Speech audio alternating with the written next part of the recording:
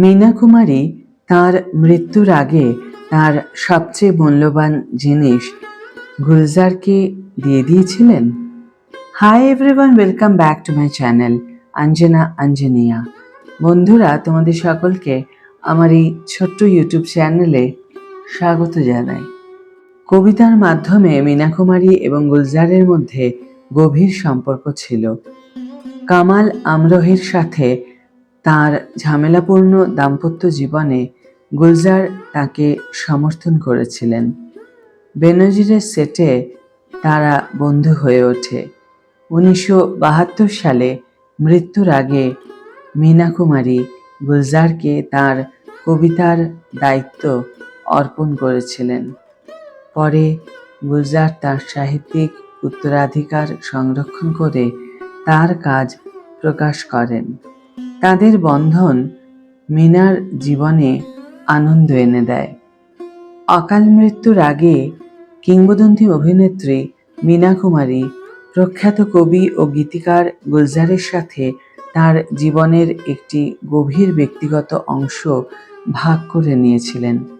কবিতার প্রতি ভালোবাসার উপর নির্মিত তাদের বন্ধন চ্যালেঞ্জিং সময়ে সান্ত্বনা এবং অনুপ্রেরণার উৎস হয়ে ওঠে, যা তাদের উভয়ের জীবনে স্থায়ী চিহ্ন রেখে যায়। সংবাদ মাধ্যমে প্রকাশিত একটি প্রতিবেদন অনুসারে রাখির সাথে দেখা করার আগে গুলজার কিংবদন্তি অভিনেত্রী মীনা কুমারীর প্রেমে পড়েছিলেন বলে জানা গেছে। তবে তাদের বন্ধন পূর্ণ প্রেমের চেয়ে পারস্পরিক শ্রদ্ধা এবং প্রশংসার উপর বেশি নির্ভরশীল বলে জানা গেছে। কামাল আমরোহের সাথে মীনা কুমারীর বিবাহ যখন সমস্যার সম্মুখীন হয়েছিল, তখন তিনি গুলজারের কাছ থেকে সান্ত্বনা পেয়েছিলেন। কবিতা এবং শায়েরির প্রতি তাদের পারস্পরিক ভালোবাসা তাদের আরও ঘনিষ্ঠ করে তুলেছিল। মীনা তার অভিনয়ের জন্য বিখ্যাত হলেও তার খুব কাছের কয়েকজনই কবিতা লেখার প্রতি তার আগ্রহ সম্পর্কে জানতেন। বেনজির ছবির শুটিং চলাকালীন মীনা কুমারী এবং গুলজারের মধ্যে বন্ধুত্ব গড়ে ওঠে। এই সময় তিনি কবিতার প্রতি তার ভালোবাসা আবিষ্কার করেন এবং তাকে আরও লেখার জন্য উৎসাহিত করেন। দুর্ভাগ্যবশত মীনার স্বাস্থ্যের অবনতি হতে থাকে এবং পরে তার লিভার সিরোসিস ধরা পড়ে। তার ভঙ্গুর স্বাস্থ্য সত্ত্বেও মীনা কুমারী গুলজার পরিচালিত মেরে আপনে ছবিতে অভিনয় করেছিলেন এবং তার অবস্থার অবনতি হওয়া সত্ত্বেও ছবিটি সম্পন্ন করেছিলেন। তিনি 1972 সালের 31শে মার্চ মারা যান, কিন্তু মৃত্যুর আগে তিনি গুলজারকে তার সবচেয়ে প্রিয় সম্পদ, তার কবিতা এবং শায়েরি সংগ্রহ এর দায়িত্ব অর্পণ করেছিলেন, কারণ তিনি জানতেন যে গুলজার সেগুলিকে মূল্যবান বলে গণ্য করবেন এবং সংরক্ষণ করবেন।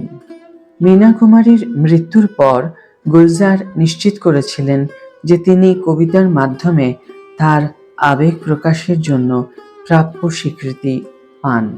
তিনি তার শায়েরি এবং কবিতাগুলিকে মীনা কুমারী কি শায়েরি নামে একটি বইতে সংকলিত করেন এবং তার হৃদয়গ্রাহী লেখাগুলি প্রদর্শন করে তানহা চাঁদ নামে আরেকটি সংকলনও প্রকাশ করেন।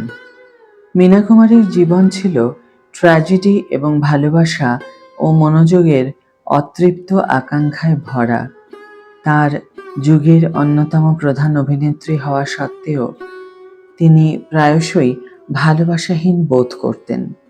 তার সংগ্রামের মধ্যেও গুলজার আশা এবং সান্ত্বনার উৎস হয়ে উঠেছিলেন। তার জীবনে আনন্দ এবং অনুপ্রেরণা ফিরিয়ে আনেন।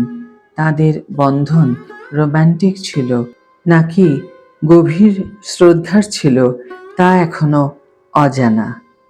তাদের দুজনের প্রতি অপরিসীম শ্রদ্ধা জানিয়ে আজকের ভিডিও এখানে শেষ করছি বন্ধুরা। ভিডিওটি যদি ভালো লেগে থাকে তাহলে অবশ্যই একটি ছোট্ট করে লাইক দিও, শেয়ার করো বন্ধুদের সাথে, কমেন্ট করে জানিও তোমাদের মতামত।